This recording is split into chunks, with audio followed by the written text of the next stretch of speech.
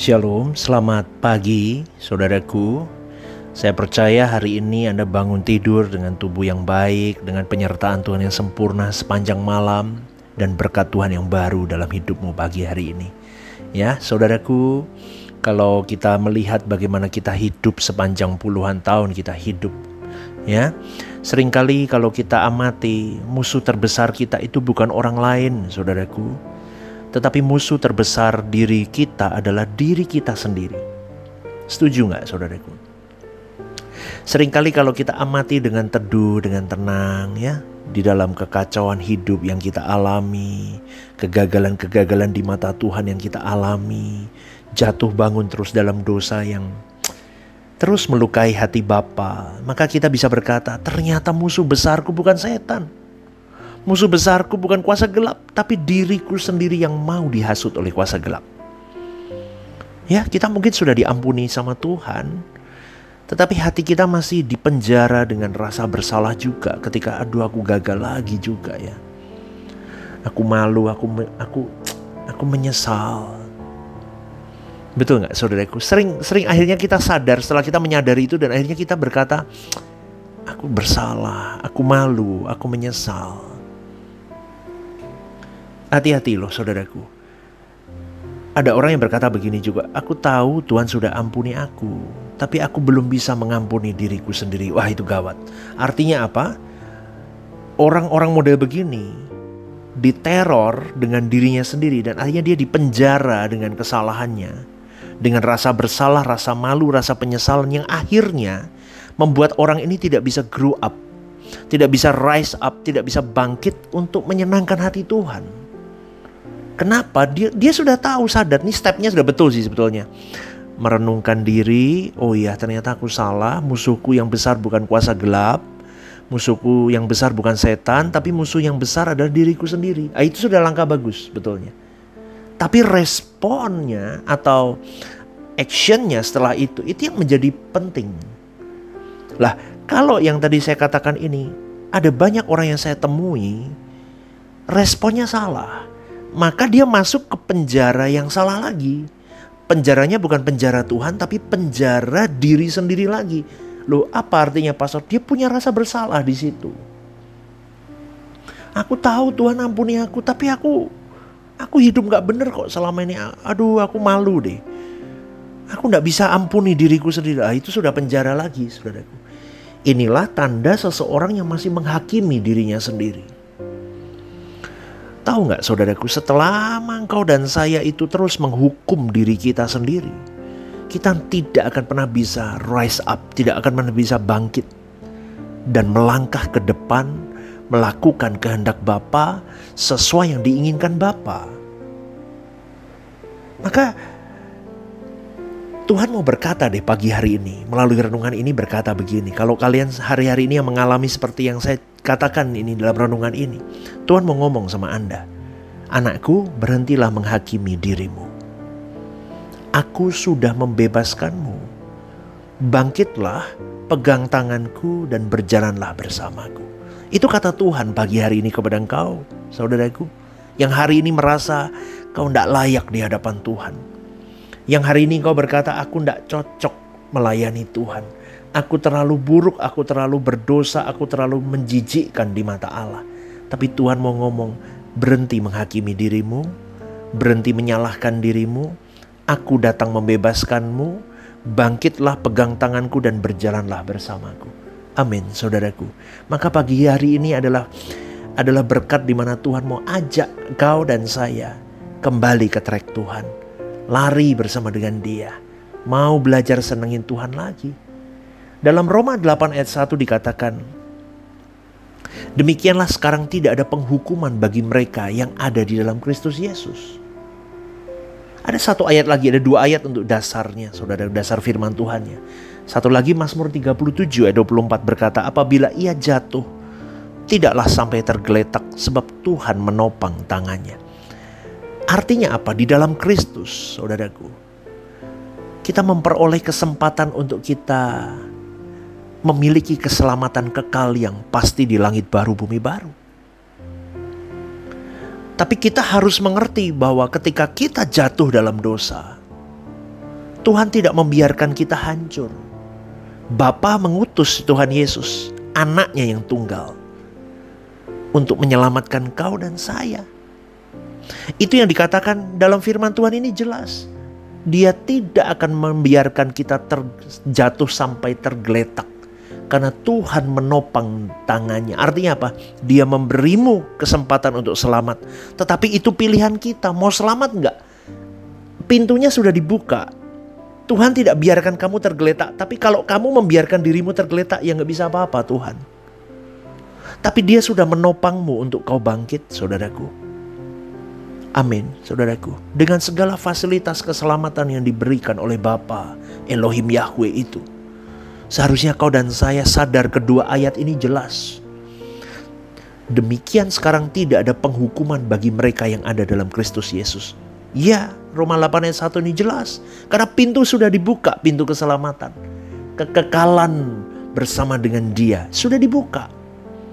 Dan ayat yang Mazmur 37:24 berkata, apabila ia jatuh tidaklah sampai tergeletak, sebab Tuhan menopang tangannya. Tapi sekarang kembali ke kita. Mau meresponi topangan Tuhan? Atau mau kita terus jatuh tergeletak dan hancur karena menyalahkan diri kita sendiri? Saudaraku, kalau kita lihat dari sisi psikologis ya, ada dua sumber utama yang membuat engkau dan saya menghakimi diri kita sendiri setiap saat karena dosa. Yang pertama, rasa bersalah. Rasa bersalah itu muncul ketika kita sadar, aku salah. Aduh Tuhan, ampuni aku. Ini gak bisa dipungkiri saudaraku. Saya pun mengalami frustasi ketika saya mengerti suara kebenaran. Saya mengerti kebenaran yang murni bahwa hidupku tidak gratis. Hidupku hanya untuk mengabdi kepada Tuhan. Hidupku hanya mengikuti pathway Yesus. Hidupku untuk menyenangkan hati Bapakku. Hidupku untuk merajut senyum Bapakku. Tapi aku gagal terus. Teorinya ada di kepala. Kadang ambisi kita runtuh. Seringkali begitu. Maka akan muncul rasa bersalah. Ketika kita sadar, kita salah, saudaraku.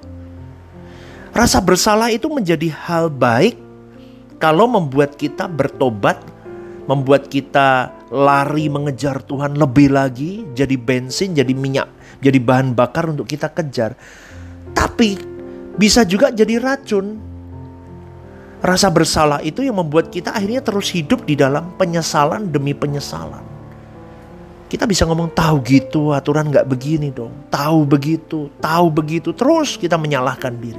Bodohnya aku ini. Aduh, bodohnya aku. Terus nyalahin diri kita sendiri. Akhirnya apa saudaraku? Kita merasa tidak layak datang ke Tuhan. Bagaimana kita mau dibentuk menjadi anak Allah yang sah, huios, kalau kita merasa bersalah terus di hadapan Tuhan dan kita dihajar dengan rasa bersalah itu? Dia akan ngomong, aku gak mungkin dipakai Tuhan lagi kok. Aku bobrok kok, aku rusak kok. Aku udah salah kok selama ini, puluhan tahun aku salah. Mengenal Tuhan dengan cara salah, aku dosa sama Dia. Terus diingat kegagalannya. Terus gimana mau dipakai jadi huios? Amin, saudaraku, Anda mengerti ya. Jadi kita memang harus benar-benar pahami secara psikologis, kita seringkali begitu. Selain rasa bersalah, kita juga dihajar dengan rasa malu. Kalau rasa bersalah berkata, aku telah melakukan kesalahan. Rasa malu bisa berkata, aku adalah kesalahan itu. Rasa malu itu menghancurkan identitas kita sebagai anak Allah, saudaraku. Betul? Belum lagi dibumbui kuasa gelap yang terus mendesiskan di telingamu dan telingaku. Kamu tidak layak. Kamu terbuang. Kamu menjijikkan. Terus itu identitas anak Allah itu lama-lama hilang, luntur, mati. Itu yang membuat seseorang memandang dirinya jadi orang gagal. Udah deh, aku mundur deh, gak mau pelayanan deh. Udah deh, aku gak mau ke gereja lagi deh. Aduh, aku gak mau denger lagu gereja deh. Aku terlalu kotor untuk denger itu. Jangan gitu saudaraku. Gak ada yang terlalu kotor di hadapan Tuhan. Tuhan datang untuk orang-orang yang memang kotor, najis dan terbuang. Itulah kita. Amin. Kita tahu kita salah selama ini. Kita tahu kita sering gagal selama ini. Kita sampai frustasi, kita sampai depresi. Yang namanya bagaimana hidup suci. Belum lagi diri kita berkata, gak mungkin deh aku hidup suci. Gak bisa kok hidup suci. Belum lagi iblis mendesiskan, kesucian itu nanti. Kalau kamu sudah mati baru suci. Gak bisa saudaraku. Maka kita akan merasa gagal, berdosa, kotor, tidak berharga. Padahal Tuhan sendiri berkata dalam Yesaya 43 ayat 4. Engkau berharga di mataku dan aku mengasihi engkau. Amin, saudaraku.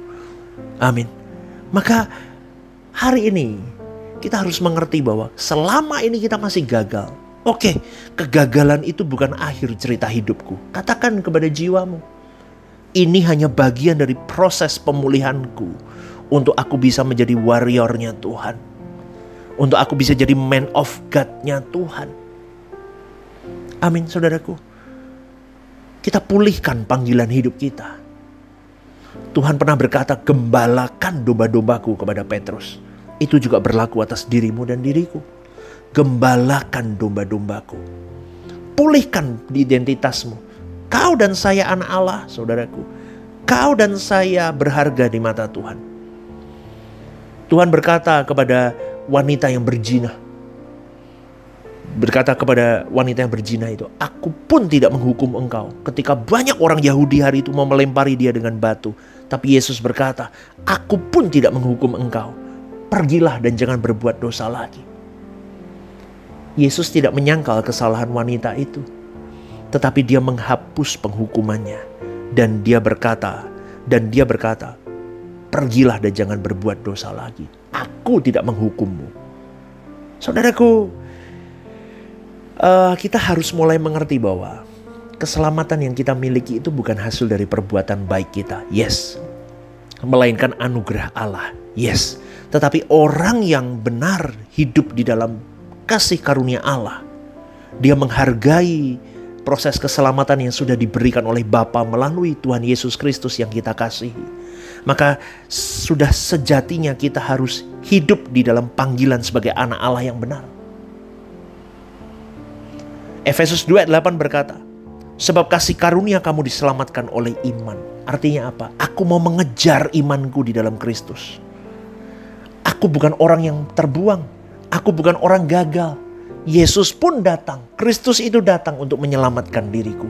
Maka aku harus bangkitkan hidupku untuk semakin mengejar panggilanku, menyenangkan hati Bapakku. Artinya saudaraku, Tuhan tahu kegagalanmu sebelum kau jatuh. Tuhan tidak kaget dengan dosa-dosamu. Tapi kasih karunia-Nya itu membebatmu, memelukmu, dan membawamu untuk semakin sempurna di mata Bapa. Maka perjuangkan kasih karunia itu. Dengan cara apa? Hiduplah benar di mata Allahmu. Amin, saudaraku. Ketika engkau menghakimi dirimu dan kau berkata, aku terlalu buruk. Ingat, ada satu pribadi Bapa kita di surga yang menenun kau dan saya.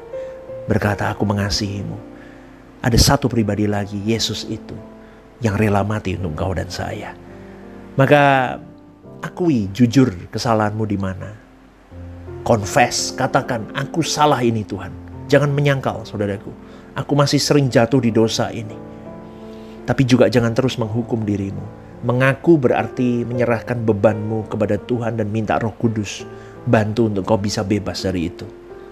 Dan ketika engkau menerima pengampunan itu, terimalah kasih Tuhan tanpa syarat. Katakan terima kasih Tuhan. Ya, kadang kita bisa memaafkan orang lain, tapi kita belum tentu bisa memaafkan diri kita sendiri loh.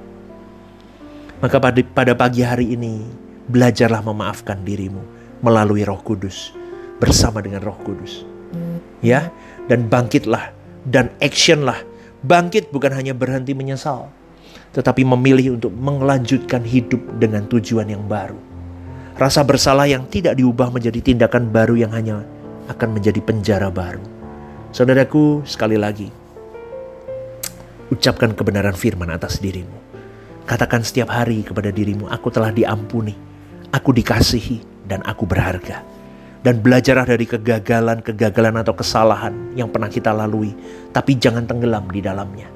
Karena kegagalan itu adalah guru, bukan penghukum. Dan percayakan masa lalumu yang sudah kau lalui salah. kepada Tuhan. Dia akan mengampunimu. Tapi juga jangan lupa percayakan masa depanmu pada janji-janji Tuhan.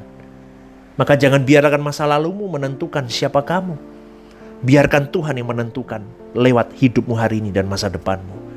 Dan ingat saudaraku, kalau kau bisa pulih hari ini, ke depan nanti kau pulih. Tuhan menjamah hidupmu. Kau meresponi kebenaran ini dengan baik. Ingat, layani orang lain yang memiliki luka seperti yang kau alami hari ini. Tuhan akan memakai luka-luka lama kita untuk menjadi kesembuhan untuk orang lain. Maka berjuanglah, hiduplah benar. Hiduplah, katakan kepada dirimu sendiri, kepada jiwamu, aku berharga di mata Tuhan. Dan aku mau lakukan apapun untuk kesenangan Tuhanku mulai hari ini. Selamat pagi, Tuhan memberkati.